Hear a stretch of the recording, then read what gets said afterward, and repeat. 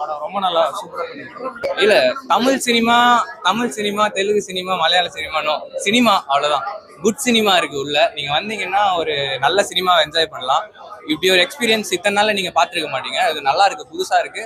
Plus எதை காட்டணுமோ அதை நான் காட்டுறேன், எதை எப்படி கன்வே பண்ணணுமோ அதை பண்றேன்.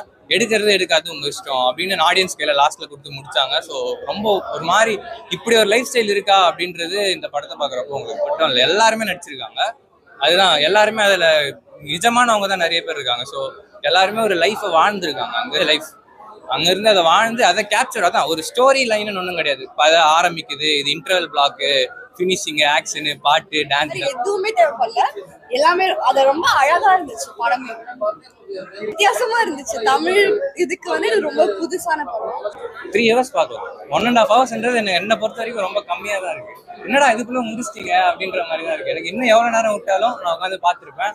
ஸோ எப்படி சொல்றது, ஆஸ்கர் இருக்கு. எல்லாருமே நல்லா கை தட்டி விசில் அடிச்சு அந்த மாதிரி தான். எங்கேயுமே போர் அடிக்கல.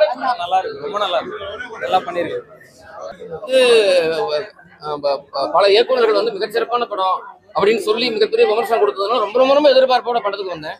ஆனா பொதுவாக சொல்லுவாங்க, பெரிய எதிர்பார்ப்புக்கு அப்புறம் படத்துக்கு வந்தா இந்த படம் அவ்வளவு பிடிக்காதுன்னு சொல்லுவாங்க. ஆனா அந்த எதிர்பார்ப்பையும் மீறி இந்த படம் மிகப்பெரிய தாக்கத்தை ஏற்படுத்தியிருக்கு.